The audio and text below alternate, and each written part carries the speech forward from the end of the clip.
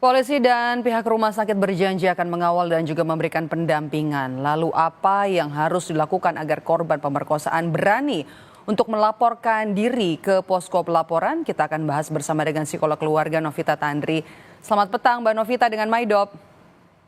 Selamat petang Mbak Maidop. Oke, yang kita bisa lihat dari insiden ini apa? Tempat kejadian perkara kan di rumah sakit, kemudian juga korban adalah perempuan. Rumah sakit di mana harusnya ada tempat yang paling aman untuk berobat, untuk memulihkan kesehatan bagi keluarga maupun juga bagi pasien dan juga keluarganya. Apa yang bisa kita baca?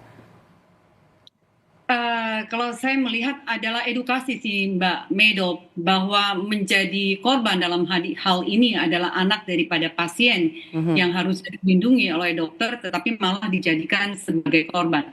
Saya melihat yang pertama adalah harus tahu dulu bahwa Undang-Undang TPKS nomor 12 tahun 2022, saya sendiri selain seorang psikolog juga background dari Magister Hukum dan tesis saya tentang Undang-Undang TPKS nomor 12 tahun 2022 ini Mbak.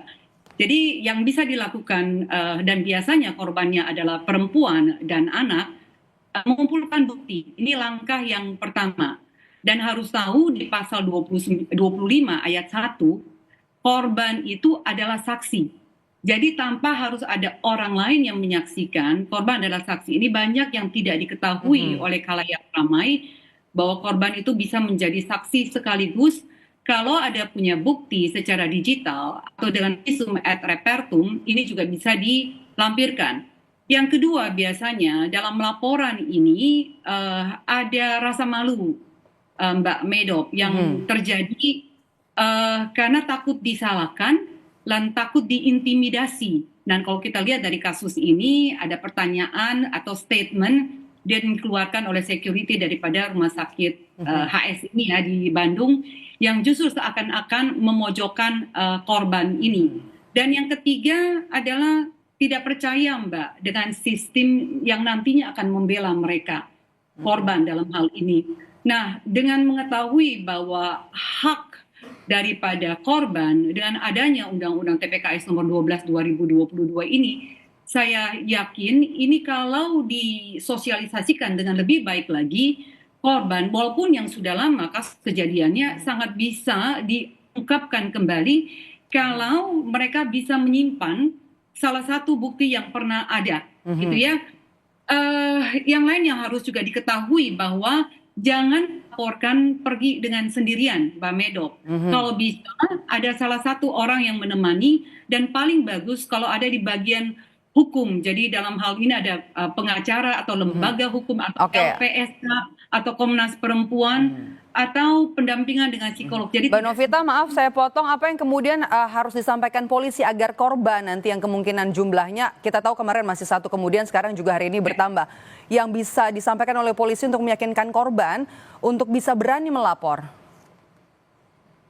Biasanya yang paling ditakutkan adalah pada saat membuat BAP Mbak, itu ada interogasi yang sifatnya mengintimidasi. Jadi biasanya terintimidasi ini yang membuat korban tidak mau melanjutkan prosesnya. Ada yang harus diketahui, ada trauma info, bahwa artinya harus dengan penuh empati, sabar, dan tidak mengintimidasi. Jadi tidak menanyakan seakan-akan korban itu sebagai pelaku atau berusaha untuk bisa mengkreasikan situasi sehingga dia kenapa menjadi korban. Nah ini biasanya yang terjadi. Nah harus penuh dengan kasih, dengan empati sehingga korban tidak disudutkan. Nah biasanya korban tidak mau melanjutkan laporan polisi kalau di dalam ruang konseling saya Mbak. Karena waktu penanganannya itu tidak dengan empati. Intimidasinya membuat mereka mundur, belum lagi bicara reputasinya hancur Mbak.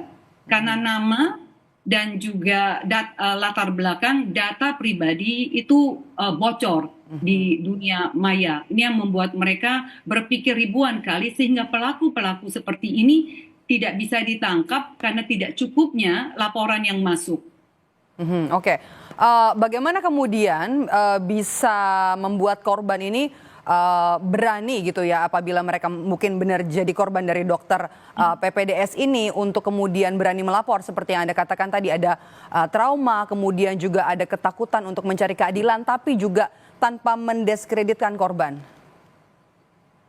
validasi perasaan korban, Mbak. Jadi memvalidasi bahwa yang kamu alami itu bukan salah kamu.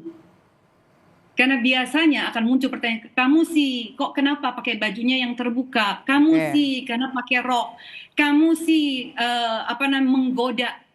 Nah, ini yang menyudutkan posisi korban, yang membuat korban berpikir kalau nantinya disalahkan. Dan ini masih terjadi dalam sistem hukum kita.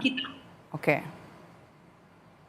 Jadi buat saya ini harus ada yang disebut dengan dukungan, Mbak, bukan penghakiman. Sehingga korban tahu bahwa ini hak dia untuk didampingi, hak dia untuk melapor, hak dia untuk mendapatkan keadilan hukum, perlindungan hukum, dan kepastian hukum. Oke.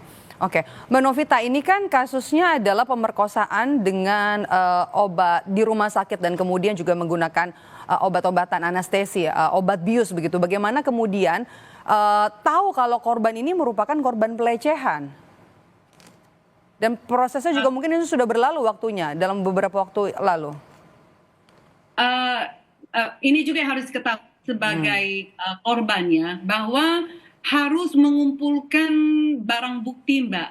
Dan salah satu yang paling penting adalah pakaian.